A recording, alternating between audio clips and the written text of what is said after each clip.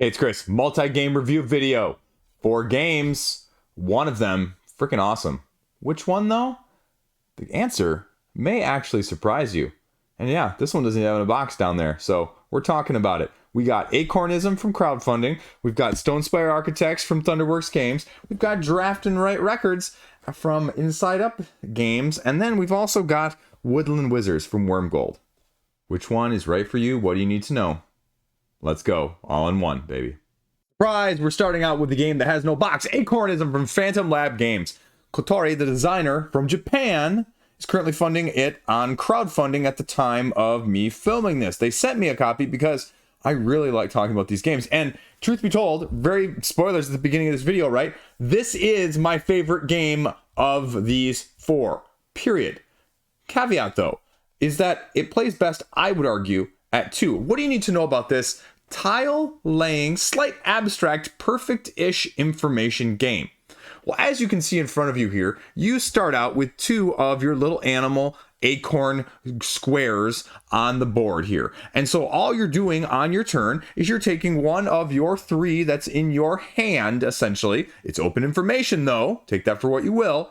And you just have to place them in the legal formation, which means animal can't touch animal, acorn square can't touch acorn square. So you could put it like this, you could put it like this, you could put it like this, you can do it however those don't line up, but not like that. And so then the only other thing you have to worry about is, well, you have to make sure that it's actually legal, meaning these numbers that are associated with the animals here, the boar has a 9, the deer has an 8, the raccoon has a 6, meaning on all 4 sides, up, down, left, and right, it can't total more than its number. If it does, you just can't play it. That's it. And then once you play one, you just redraw back up to your hand. The animals are varied. The acorns on the animals are also varied, anywhere from 0 acorns to 4 acorns on the opposite side. And they're not all the same, meaning all of the boars do not have 4. There's a mix and match as a whole there. 6 different animals, and you go until you can't go. Because the trick with this game is you're making up to an 8x8 grid as you're slowly surrounding these creatures. And the tricky part about this game is you could even start to be a little bit trickier in that way, where you're leaving gaps. Because all that matters is you do the Kingdomino style, 8 this way, 8 this way. And once you reach an edge, you put down one of these little acorns to remind you, hey guys, can't go any further on this side, or can't go any further down here. That's it. When you place the tile that completes one of these animals, you get to place one of your little tokens on top of it, only when it is completed on all 4 sides. Because as I mentioned, there are ways of filling even if they're already at, say, 6 before this 4th one is placed. This one only has 5, for example. So if I placed it like that, then I would correspondingly place it there. At the end of the game, when no more tiles can be played, then you total up how many points based on the number that you have marked with your territory. That's it. That's the game. 2 to 4 players. Now, again, like I said at the beginning, I would play this with 2 players. This is a perfect 1 versus 1 style abstract perfect information. 3 and 4, like with many abstracts, it gets a little bit lost and the turns can be a little bit just jagged in terms of you're not going to have any way of planning until the person before you goes. But with a little bit of 2-player, you can start planning out 1 or 2 turns in advance because of all of the various sides that you're maneuvering and the various options that you'll be presented with on a turn-by-turn basis. It's clever, it's unique, it's simple, it's a game that you just go, why didn't I think of that? Domino style with numbers in 2 different ways, right? Doesn't sound so fancy when you state it like that, but let me be very clear. This is a fantastic game. I am absolutely enthralled with this one right now. This is one of the best ones I've played in 2024. I'm that excited about it as an abstract lover, right? The downside, the biggest downside of it as a whole, it's thinky. It's incredibly thinky. You're going to be looking at this, and it even says, right, at some point, if you notice one that scored that should have been scored, score it. If you notice one that all of a sudden, oh, I shouldn't have been able to play this one, take it out. Because that's the tricky part, right? You really have to be concentrating. There's a lot of, okay, totaling these up on a constant basis of making sure as you're putting them down that you're not inadvertently overlooking one of these ones that doesn't quite touch it in all of the same ways, because you can orient them however you want as long as it's within that 8x8 grid. There's even, I can't find it for you right now probably, but there is a acorn on here that's a mystery acorn that basically is a wild. And if you can find it and use it, you can, well, play it whenever, wherever, how you want. And so, again, it just gives you a layer on layer, because look at, there's, oh, there it is. You can just utilize it. And it's a tremendous, tremendous Joker's Wild, if you will. And it just makes the game a little bit more exciting in that sense as well. Again, as exciting as an abstract can be, which in my book is really freaking exciting. I mean, it's also an abstract, right? It's a little bit mathy. You can start to plot things out just a little bit when you have your information over here on your tiles. You can look at other people's and know what they have a little bit, so you can try, but there's too many spots and there's too many different changes that can happen for you to necessarily account for them all, unless you're, you know, like a savant. So if you're looking for something lighter, but quicker, but also thinkier at the same time, it gives me vibes in a different way of Factory Funner, if you will. Stay with me here, because Factory Funner is this supposed 30-minute game, real-time, simultaneous play of just putting these tiles around and connecting them, right? And then you play it, and it is one of the thinkiest, supposedly short games. This is actually short, this is thinky, and it's more abstract in nature, and what you see is what you get. So if you want this, again, you're going to have to get it on crowdfunding. As weird as it sounds when I say it sometimes, the indie designers, especially from Japan, they don't have wide retail. So if you want to support them, you back them there. So there you go, game number 1. And let me be clear, as I put it back in the bag, right? This is a game that you are paying for the ability to get and to support the indie publisher, not because the design is knock it out. But as I say on this channel a lot, gameplay triumphs over all. Classic example right here. So next up, we have WyrmGld's Woodland Wizards. This is a combination of set collection with boosting abilities in a Fantasy Realms-esque vibe. And what I mean by that is you have card-driven gameplay here in your starting hand, where you essentially have 5 cards, and you play through 3 different phases of these cards in order to see who can score the most points of their tableau in order to score their, well, essentially what's known as the leader card, or the contest card in this case. So the beginning of this game is relatively straightforward. Draw a card, play a card. But each of these cards, 3 types of them in whole, are going to be slightly different in terms of when they are acting. You have cards that have active effects, the orange, meaning when they're flipped up and played, they take effect. You also have spell cards, which are purple, which are only active for their bottom effect during the first phase, before you're laying your leader or your boosts. But then you also have your passives here, which flipped up just are active always as boosts as you go along. So during that first phase, I may play, for example, if that doesn't sound convoluted, let me show you. I play this Dark Prowler as the card. All other players have to give me their highest card from their hand, choose 1 card and discard the rest, then everyone else redraws. Then, this point value though, if I play it as my spell card, is, well, kind of kaput. It just gets moved over to the discard pile. So if I really wanted this one for the points, which are going to be scored in a second, in the second and third phase total, then I maybe don't get the spell effect in the first place to mitigate or to deal with what other people may have gotten, or, well, preventing them from getting further. And so that's the dilemma of the higher points, sometimes the stronger abilities, but then you may not be able to get the points as easily for endgame or end round scoring. So then you choose one of the remaining cards in your hand as your leader. So then I might say, for example, I'm going to take this Thorned Badger from my hand and put him down as my leader card, simultaneously play. And now each of my boost cards gets +1. And this is where the dynamic of the game goes from here, is because the next phase of things is you are taking the remaining cards from your hand and you are choosing them one by one, laying them face down to boost the abilities of your other cards, or to potentially have some take that and potentially meanness, depending on what cards you're laying and how and who they're affecting. And that we'll talk about is both the biggest boon and the biggest curse of this game as a whole. And then as you flip them up simultaneously, turn order based decides who's well, take that potentially goes first, and who's sort of left in the dust here. And that's really where the make it or break it of this game is, because as you can see here, these are going to affect all sorts of different things. The leader cards, the boost cards, discarding cards, drawing cards, hands of cards, all of those phases. For example, the Carrion Flower. Replace Carrion Flower with a boost card, a passive boost card from somebody else's, well, area. So I just get to steal somebody else's.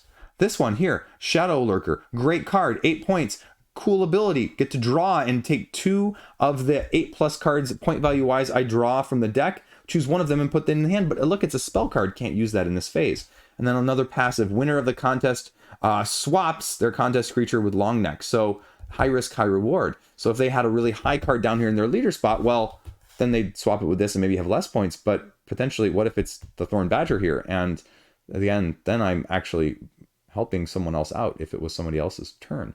So those are the things that you're going to be doing, mitigating, attacking, discarding, destroying other people's boosts, for example, even with the Poisonous Toad here, where all their players discard any boosts with that symbology on it. So, oops, mine would be lost here. So that's what potentially would be if I had played it in place of this, because I don't really want the spell, even though I kind of want the number here, because the contest, after all of those effects for all of the players have gone, you total up the number of points that are done in the upper left-hand corner. So in this case, I only have 12 points, 3 + 7 + 1 + 1.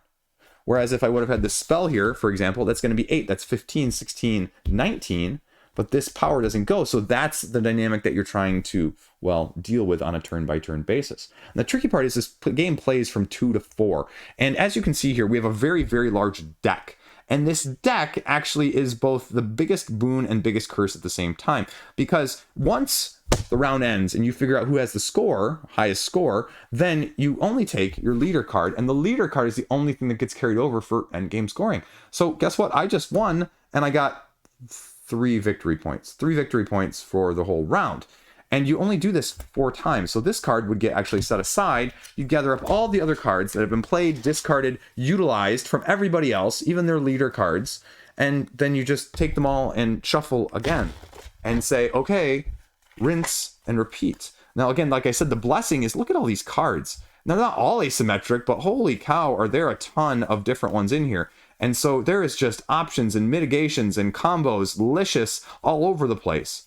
But therein lies both the blessing and the curse at the same time, right? You can do some awfully cool things with this. Somebody else has played something cool. It gets shuffled back up into the deck, and you get the chance to be able to play it against someone else. Or play it again against somebody else. And that's awesome. But the other side of things is, you know, if you're only getting up to 6 cards per turn per player here, and 4 players gets you, well, 24 cards, this is probably about 3 times the size of that as a deck whole. And so there's a good chance that you just may not see some of these cards that you either know that are there, don't know that are there, or that potentially could be very useful, but you don't know if you're going to have a chance to get them to create that combo that you're looking for in the first place. So the strategy becomes less important than the tactical nature of you, making banana cream pie out of the bananas that you've been given in the first place. And then you just rinse and repeat this and do this over 4 rounds as you go. So the mitigation might not be to your choosing. And that's sort of the tricky dynamic here, is that at a 4-player count, you're only playing 4 rounds, and you may end up with that as the only card that you're scoring, actually, because somebody else wins all 3 rounds, or everyone else wins a round. And so now 3 points is, well, not probably going to win it for you. And at the 2-player count, well, it's you or your opponent. At the 4-player count, it could be split rather evenly, and you're not going to have a chance to score more than 1 card. Kind of a little bit anticlimactic as a whole. And this ultimately is more like a round marker that I won rather than unnecessarily a victory points, because if you can get more of these in your opponent, it's going to be really hard for them to necessarily outbeat you in that sense. Therein lies the dilemma. How do you feel about that? This is sort of a Fantasy Realms-esque, light, different style of things, less play, draw, discard, play, draw, discard, play, draw, discard, and more just play and kind of boost, hope, mitigate if you can, because there are cards in here that sometimes you will play just at the right time and just have the right combination at the right situation. But there's other things like here, like the Basilisk, where you discard a boost card from another player. Well, if you're playing with 3 other people, which boost card are you going to discard from which player? how king making, how take that, how mean do you want to play that? How, pile on are you potentially looking at there? And then again, all players discard this type of boost. Well, if you happen to put that out as your boost this time and nobody has any of those out, well, or someone else plays a card that makes you discard this one before yours goes in active effect because of the turn order this round comparatively to previously. Well, you played the right card at the right time, but your turn order was just out of whack and wasn't under your control necessarily. So how do you deal with that? Because again, you end up with 6 cards at the beginning, and you don't really have necessarily the most way to mitigate which cards you're going to be able to, again, have the options of choosing from, apart from a random draw, or from having a couple of those cards that either allow you to draw or allow other people to take your cards, swap them, force you to discard them, and redraw back up to where you may get something new. So ultimately, this game is, for me, a little bit of a mixed bag. I kind of like it, but at the same time, for a card-driven Fantasy Realms-esque, there still leaves more to wonder than I care to admit in that sense. Some of the card explanations are a little bit tricky. There's 6 cards worth of errata here that go over explanations for cards that just need further explanation period on how they actually score and in the way in which they're going to interact in the first place. And so it's a little bit of a tricky dynamic. It's going to be very hot or cold for people. Either you're going to love the chaotic, just potential take that craziness of this game, or it has a real high chance, higher than I dare admit, of falling a little bit flat because those interactions, those combos just don't live up to what you're hoping for or what you're, well, essentially willing to deal with in terms of not being able to get what you want. So, you know what? I really don't know how I feel about this one yet. I feel like I could go either way with more repeated plays. And that's after playing it multiple times already. And the Wizard expansion, again, I was hoping for a little something more out of this, but it just basically says whatever symbol this is, that doubles the score value of those contest creatures that you score at the end. And that's about it. So not as much there as it necessarily could be. At the same time, I can see why people really like it. I can see why people are really not going to like this one too. And that's why your mileage is going to vary much higher than I was expecting, and I still don't know what I'm going to do with it. But I mean, we'll see. The jury's out, but hopefully it becomes a little clearer with, well, a couple more plays. And truth be told, I feel weird saying that I'm not quite sure how I feel about a game fully. I know why I should like this, with the combos, with the, take that, and just the chaos that goes along with it. But at the same time, I can't quite put my thumb on it, that it just feels like it's a little bit too much skewed that way too. Like the pendulum has just swung fully over to the pure whatever, and your boosts putting down essentially as the main crux of this game is more random and more chance-based than even I care to admit in terms of who's actually gonna come out on top. And, I can't always say that the best player has always won with these games either. So take that for what you will.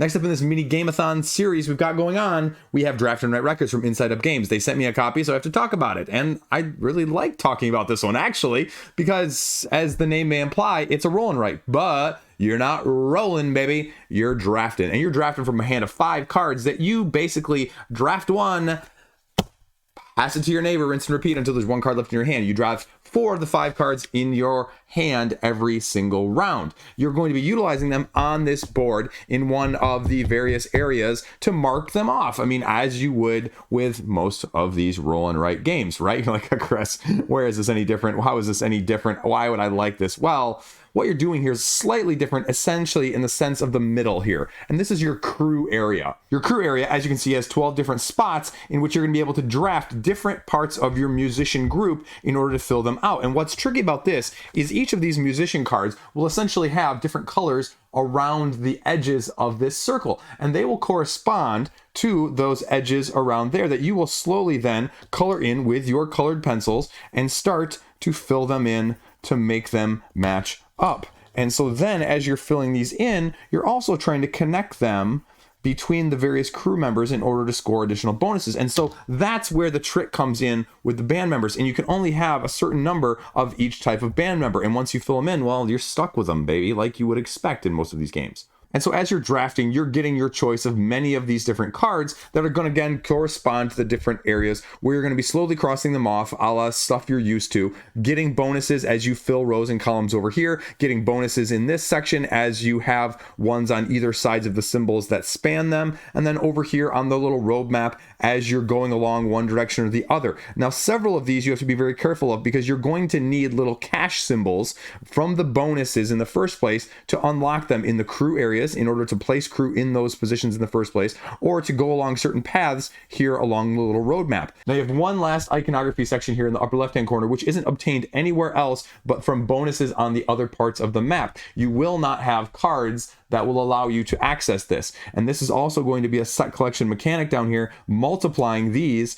the number in the top row times the number of the bottom row. And so you're going to be having those differently scored than a lot of the other areas, which are just individually scoring you, say, 5 points for this one, whatever the points are for the musicians in the center of their circle, although those can often be utilized with multipliers. And then over here on the map, which just gives you additional points straight up for however many that you may cross each path. So 5 for here, 20 for here, 15 for here. So the further you go, the more points you get in that sense. And then on the bottom, again, you fill the columns, you fill the rows, you get points. Again, different ways of doing it. And so that's the game in a nutshell. The game goes until someone does one of 3 different end game conditions. 1, they fill up this whole top row. We'll talk about it in a second. 2, they fill up this whole row, meaning sometimes you're going to have cards in your hand that you won't be able to play, especially as the end game goes along. If I only have a musician of this nature and I have all of my green spots already filled, well, I just can't utilize this, and so I have to fill in a negative point scoring there. Or there's also a few cards in the deck that just give you X's, and there's very few and far of those, but you will definitely end up with those eventually at some point. Thankfully, though, ending up with 2 in a hand at once is incredibly unique and rare, and so you hopefully won't run into that scenario at all. The last endgame scoring condition is that someone fills up all 12 of those crew spots in the first place. And then you finish that round, finish that weekend, and then end the game. Now, the other win condition that I mentioned here are these 6 spots at the top of the board, these stars. These stars correlate to the goals up here. You're going to have several community goals that are able to be scored by any number of people at any specific end of round. But once anyone scores them, they are then taken off the board and replaced. You are also going to have a unique goal that is given to you at the beginning of the game that you can utilize as well. And so you always score those, but you'll notice that as you can see here, some mileage may vary. So which you want to score and how much you want to press your luck, because you're going towards the end game. But if you're going all of the low ones to end the game early, do you have enough points elsewhere in the board in the first place to, well, win? And so that's the tricky dynamic, right? And the other side of things here, as I put these back in the right pile this time, is you've got cards. This is just the 1 to 2 player deck here. This is the deck for 3, 4, 5, and 6. So there's a massive plethora of cards here.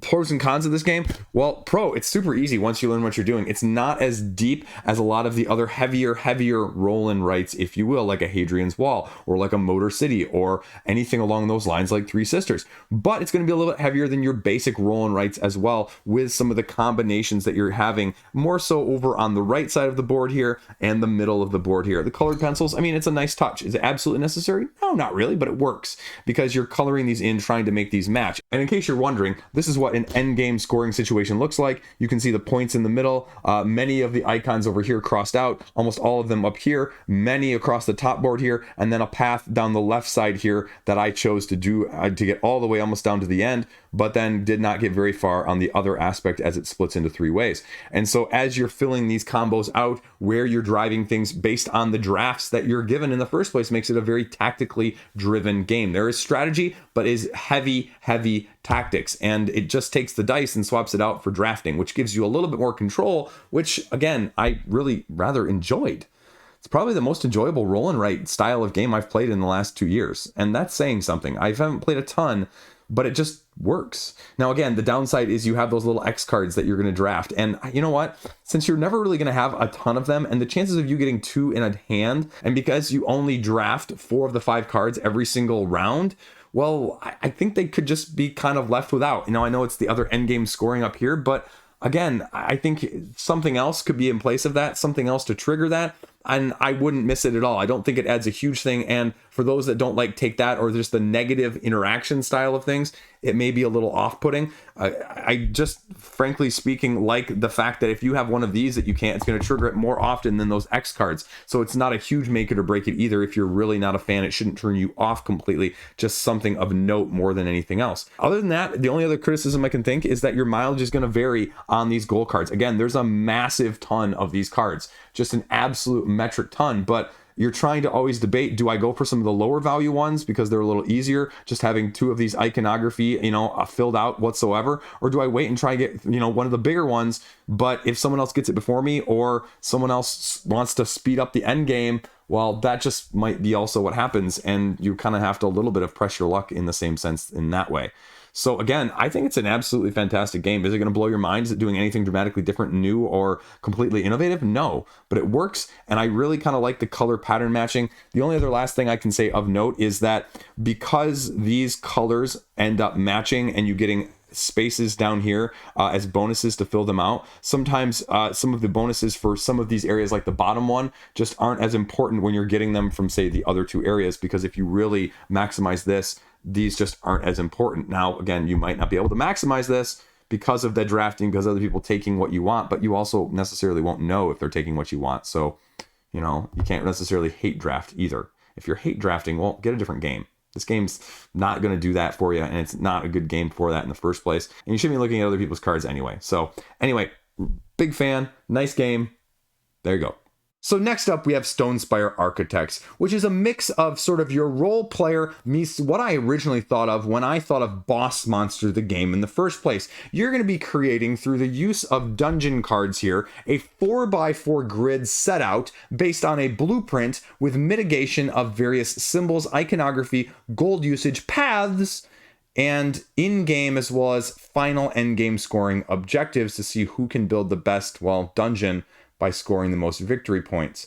So what you're doing on a turn-by-turn, round-by-round basis is you're taking your dungeon cards and utilizing them to achieve a various different array of feats that are going to give you points salad spread depending on what you're choosing to optimize. At the beginning of the game, you get what is known as the blueprint card. This blueprint card here, you'll see, corresponds to that 4x4 grid that I mentioned. You have 4 rows and 4 columns, and you're going to be gradually creating rows in each round, meaning you play 4 cards every round. It does not matter in what place you play them, but first round is the first row, second round is the second row, etc., and so on.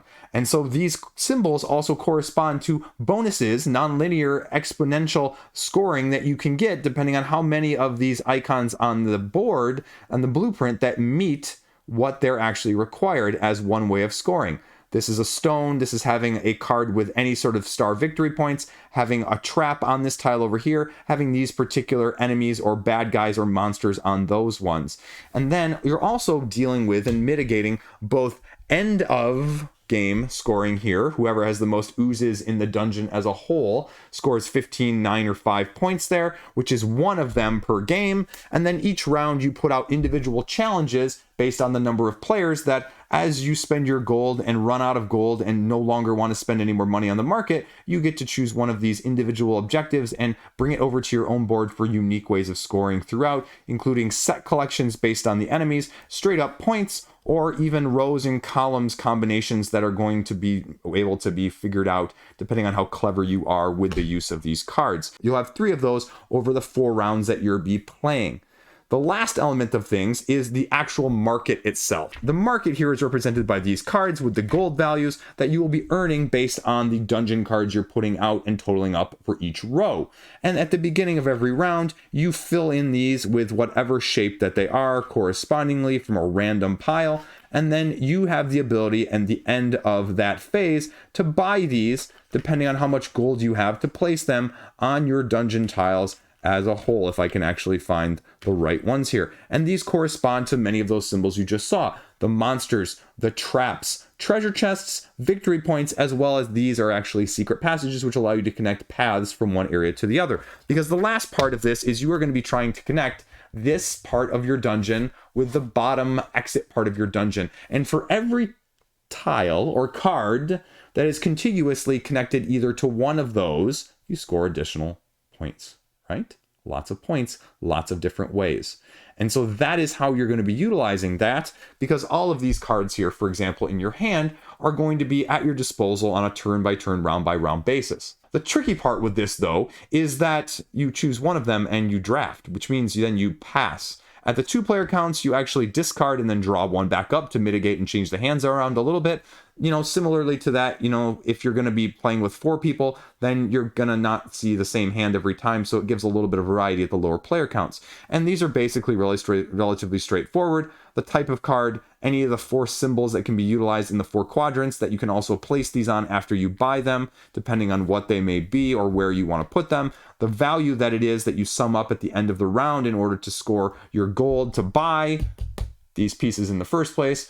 And then, well, the last part of things is the path itself in the middle, meaning as you're playing these cards, you are going to be trying to connect them so that you connect as many of them as possible here, so that you have the ability to then get more points based on the cards that you're laying. But you can already see right there, I've already run into a dead end, so that would be a rather short path. You don't have to connect them. They never have to be next to anything else, but that's how you're going to be mitigating, growing, and doing your dungeon. And so in this case, for example, if I had my dungeon laid out like this, at the end of this round, after everyone's played all 4 of their cards, you total up the sum of the gold down here, 3, 4, 5, 12 gold. Then you take your scoring marker and place your marker over here on the 12 gold. And then whoever has the most gold in that sense, and we'll have this clearly not match up, you get to draft or buy essentially from the market whichever one of those you want. And it has a little bit of a leader mechanic here, meaning if I have that 12 gold, now that I've done it correctly, and I want to buy these 2 tokens for 9, I can put them over anything that is blank of the 4 quadrants on any card that I want. And then I may place that there, and I may place that there. But then I have to pay my 9 gold. 9 gold puts me down to 3. So then whoever has the next highest gold goes next, and that would be blue in this case. And so if they spent 5 here as well buying these 2 tokens and placing them, then I would potentially be going next. Now, if I choose to pass or not want to buy any of these, or I can't buy any of these, that's then where I get to choose from the objective cards of in-game that are going to be available to me depending on the number of players plus 1. And these are going to be just straight up victory points, potentially set combinations of monsters, traps, or anything else along the way, as well as different rows or columns that are going to have different ways of scoring them depending on how you can align them or match them up. And so you grab one of those individually, set it next to your board, and is used for endgame scoring that you can then mitigate as you're going along or think of as you're doing it. So that's the game. You do that 4 rounds, and that's it. So what do I think pros and cons? I mean, pros is, it's relatively fun. It's nice. It doesn't overstay its welcome. It's not overly complicated. The cards have enough information on them, but they're not overwhelming. And it, has quite the variety here of dungeon cards that you're not really going to see any duplicates of as a whole. And I like the priority, because as you're going out, it may change the priority of who goes first and what tie breaks and who scores more points, or who ultimately, edges out your opponent. And so it changes on a round by round basis. So going and buying more of these tokens may give you more opportunities, but it may put you lower in the priority track later in the game, which ultimately also scores victory points at the end if you have more gold than your opponent at the end of the round, or if you are higher on the priority as a whole. The other thing I did not mention is that you may be saying, well, Chris, why don't I just continually keep gold and then stack it up and buy between rounds? Because, well, gold doesn't actually transfer between rounds. So in rounds after rounds 1, 2, and 3, whatever gold you're at, it automatically, everyone goes back down to 0. So it's less of an issue from that standpoint. It's also, again, really easy to do row by row by row. And there's a combination of things that is just rather intuitive.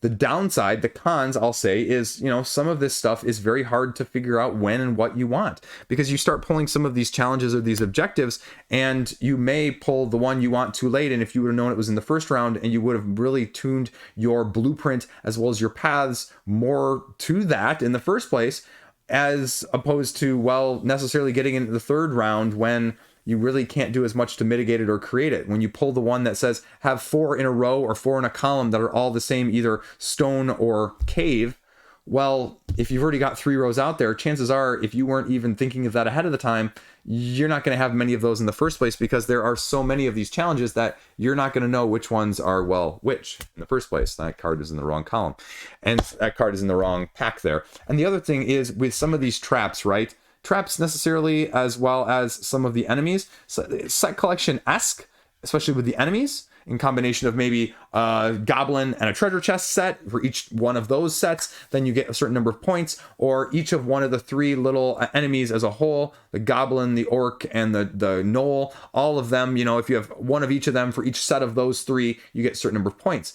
But apart from that, there's not really any distinction between them, like the oozes and the jellies here, or the, you know, a couple different types of traps that there are, right? They're all just kind of traps. I mean, they could almost all have the same picture on them and have kind of the same effect. And that's kind of anticlimactic with some of that stuff, right?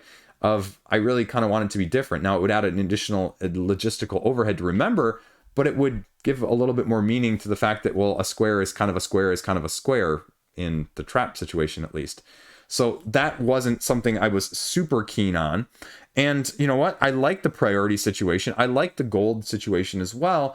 And it really makes you think about how valuable are these tokens from the market. Sometimes they're valuable, sometimes they're just also not quite as valuable. And the path is actually one of the most underrated things, because you never have to make the path work. But if you don't, it really can score you a ton of points at the end, because not only do they score from the entrance, but they also score from the exit. And so if you have a path that contiguously connects the entrance and the exit, well, guess what? They're each going to score twice. So all of a sudden, that's a huge amount of points. And I'm not sure all of these points are necessarily created equal. So a little bit of exploration, a little bit of, you know, nuance, a little bit of just, you know, really mathing it out can be done to kind of see where it is in that sense, sort of like role player in the first place. So it's really luck based, a lot of this. And for a role player game, when the dice game that this is originally set in is based on a lot of strategy and a lot of mitigation and a lot of manipulation in clever ways, this one kind of does a little bit of a 180 in the sense that it really is more luck based, because you don't have any control over what's on the market tiles. You don't have any control over necessarily what you're getting in your hand as you're drafting and passing. You don't have any control necessarily over what challenges are going to be out there, especially if you're not the first one to go out, because sometimes it's much better to go out first and not buy things in order to get the points that you want, rather than 1 or 2 additional tokens that also will put you further behind potentially in the priority. So again, it didn't line up necessarily as well as I wanted it from that aspect. The blueprints are fine, but again, you know, it's tough to get them all. And so invariably, as long as you're somewhat in the middle, it's not necessarily as important as I feel like it could be at the same time. Again, the balancing between all of these is just very tricky, and there is a little mini expansion, Shrines and Fountains, which essentially adds a little fountain into the center of this card, which allows for a one-time ability, or the Shrines, which gives you essentially cards that have either the stone or the cave type that can be used as either at the end game for scoring conditions. So a way to mitigate a little bit more in both of those ways, but ultimately it's a like 7-card expansion. So is it enough to make you really change things as a whole when you've got, well, maybe, you know, this many cards in the first place, which is a metric ton. So the drafting as you're laying these cards down is going to be the main way to mitigate. And having many different ways a la your original role player in order to score points is going to seem very familiar. But it's also going to be dramatically different just by the nature of the randomness that this is and the lack of necessarily as much mitigation in the original setting of this game in the first place that you may be looking for. It plays fast. It does play quick. It's not overly thinky. You know, there's options, but quite often there's a little bit more of an obvious choice, or there's just not a whole lot of choice whatsoever. And so that's the conundrum there. How do you feel about that, as opposed to having, you know, a more well-outlined strategy going forward, because your objectives as you're going along are literally being made up as you go, as you draft your own win conditions and point scorings round by round. All in all, it's a good game. I don't know how I feel about it comparatively.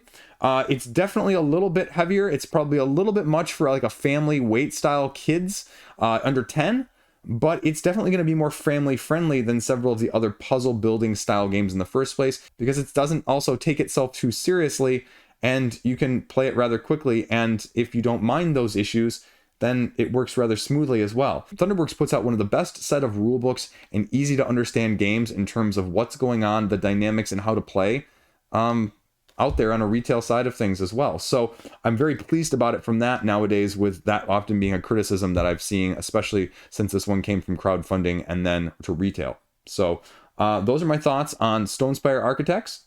There you go. Thunderworks Games sent me a copy to talk about.